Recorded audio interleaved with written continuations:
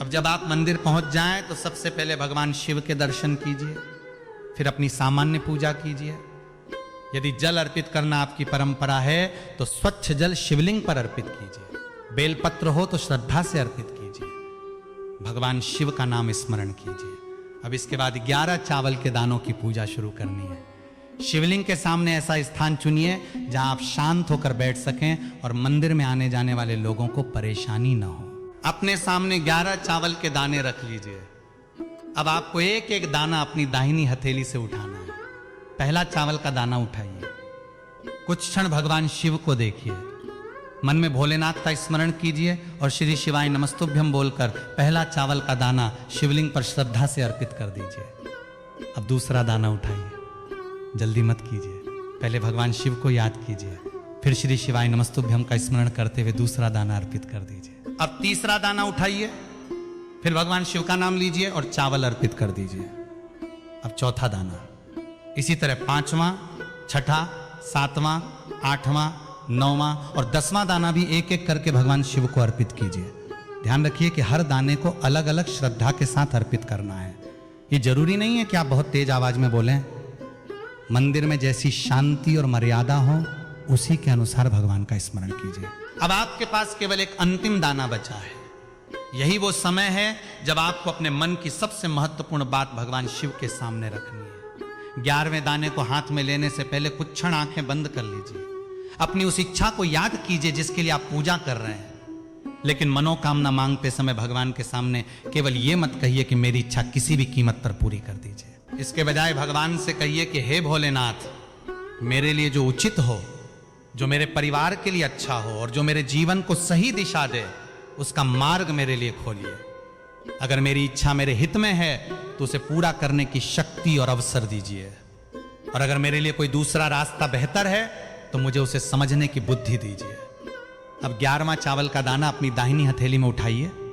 भगवान शिव का स्मरण कीजिए। श्री शिवाय नमस्तुभ्यम बोलिए और अंतिम चावल का दाना शिवलिंग पर श्रद्धा से अर्पित कर दीजिए।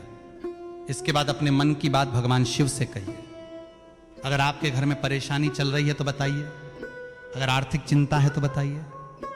अगर काम नहीं बन रहा है तो अपनी चिंता बताइए। अगर किसी रिश्ते में दूरी आ गई है तो भगवान से सही समझ और धैर्य मांगिए। अगर आपको अपने भविष्य की चिंता है तो भगवान से सही दिशा मांगिए। अगर कोई ऐसी इच्छा है जिसके लिए आप लंबे समय से प्रयास कर रहे हैं तो उसे भी भगवान के सामने रख दीजिए। लेकिन अपनी प्रार्थना में एक बात जरूर जोड़िए कि मुझे अपने कर्म करने की शक्ति दीजिए। क्योंकि दोस्तों, सिर्फ मनोकामना मांगने से जिंदगी नहीं बदलती।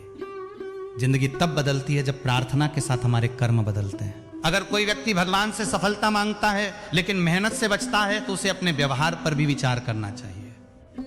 अगर कोई शांति मांगता है लेकिन हर छोटी बात पर क्रोध करता है तो उसे अपने क्रोध पर काम करना चाहिए। अगर कोई घर में प्रेम चाहता है लेकिन खुद ही हर बात में अहंकार करता है तो उसे अपने व्यवहार को बदलना होगा।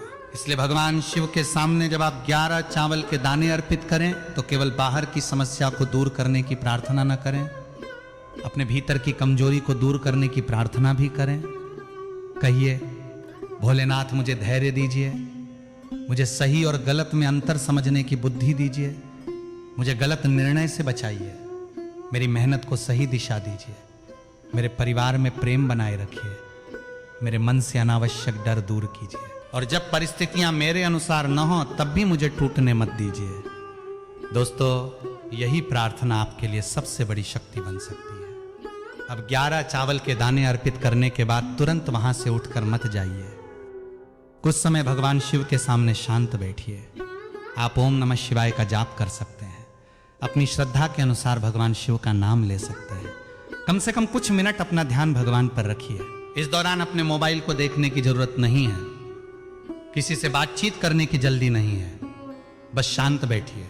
कई बार इंसान को अपनी समस्या का समाधान इसलिए नहीं दिखाई देता क्योंकि उसका मन लगातार शोर से भरा रहता है। जब मन शांत होता है तो वही इंसान उन बातों को देख पाता है जिन्हें वो पहले नजरअंदाज कर रहा था। इसलिए मंदिर में बिताया गया ये शांत समय बहुत मूल्यवान हो सकता है। अब एक बार फिर भगवान शिव को प्रणाम कीजिए। अपने परिवार के लिए प्रार्थना कीजिए, अपने माता पिता के लिए प्रार्थना कीजिए, अपने जीवन साथी और बच्चों के लिए प्रार्थना कीजिए, अपने भाई बहनों के लिए प्रार्थना कीजिए। और अगर आपके जीवन में कोई ऐसा व्यक्ति है जिससे आपका मन दुखी है तो उसके लिए भी भगवान से सद्बुद्धि की प्रार्थना कीजिए। क्योंकि दोस्तों, कई बार हम भगवान से दूसरों को बदलने की प्रार्थना करते रहते हैं, जबकि भगवान हमें खुद को बदलने की शक्ति देने के लिए तैयार होते हैं। अगर कोई आपको दुख देता है तो भगवान से यह भी मांगिए कि आपके भीतर उस दुख को संभालने की ताकत आए। अगर किसी ने आपके साथ गलत किया है तो न्याय की इच्छा रखना अलग बात है, लेकिन अपने मन में नफरत को हमेशा पकड़े रखना आपके लिए ही भारी हो सकता है। शिव आराधना का अर्थ मन को और भारी बनाना नहीं, बल्कि मन के बोझ को धीरे धीरे हल्का करना है। अब दोस्तों, 28 अगस्त की इस पूर्णिमा के अवसर पर एक और बात समझिए। रक्षाबंधन परिवार और रिश्तों की भावना से जुड़ा पर्व है, इसलिए अगर आप उस दिन भगवान शिव की पूजा कर रहे हैं तो अपने रिश्तों के लिए भी प्रार्थना कीजिए। भाई बहन के बीच प्रेम बना रहे, परिवार में सम्मान बना रहे, घर में छोटी छोटी बातों पर विवाद ना हो, बुजुर्गों का सम्मान हो और बच्चों को प्यार मिले। क्योंकि घर की सुख शांति केवल धन से नहीं आती। एक घर बड़ा हो सकता है, लेकिन अगर उसमें प्रेम नहीं है तो वहां शांति नहीं मिलती। एक घर छोटा हो सकता है, लेकिन अगर उसमें आपसी सम्मान और अपनापन है तो वही घर इंसान को सबसे सुरक्षित जगह लगता है। इसलिए भगवान शिव के सामने अपने परिवार के लिए भी यही प्रार्थना कीजिए।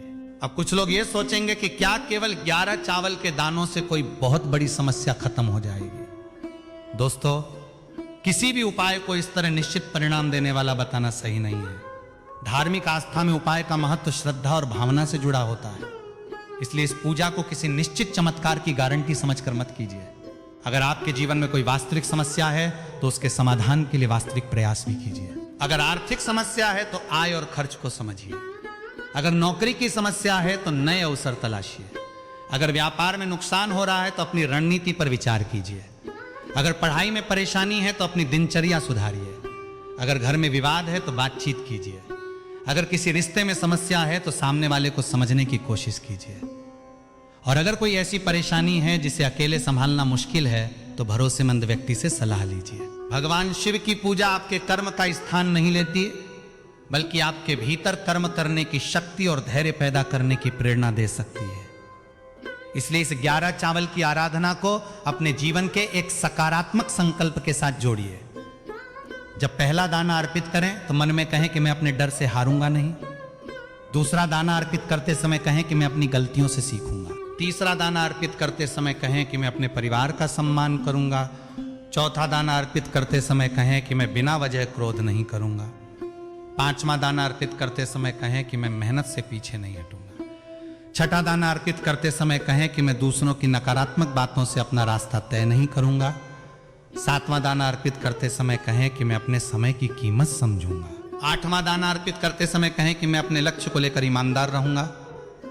नौवां दाना अर्पित करते समय कहें कि मैं अपने परिवार के सुख का भी ध्यान रखूंगा। 10वां दाना अर्पित करते समय कहें कि कठिन समय आने पर मैं टूटने के बजाय धैर्य रखूंगा। और 11वां दाना अर्पित करते समय भगवान शिव से कहें कि मुझे सही रास्ते पर बनाए रखिए। अगर आप इस भावना के साथ पूजा करेंगे तो ये केवल चावल चढ़ाने की प्रक्रिया नहीं रह जाएगी, ये आपके लिए अपने मन को एक दिशा देने का अवसर बन जाएगी। दोस्तों, सावन हमें केवल पूजा की याद नहीं दिलाता, ये हमें भीतर से बदलने की भी प्रेरणा देता है। भगवान शिव की छवि हमें धैर्य, संयम और स्थिरता की याद दिलाती है। जीवन में परिस्थितियां हमेशा हमारे अनुसार नहीं होती। कभी सफलता मिलती है, कभी असफलता। कभी लोग साथ देते हैं, कभी वही लोग दूर हो जाते हैं। कभी पैसा आता है, कभी अचानक खर्च बढ़ जाता है। कभी घर में खुशी होती है, कभी चिंता।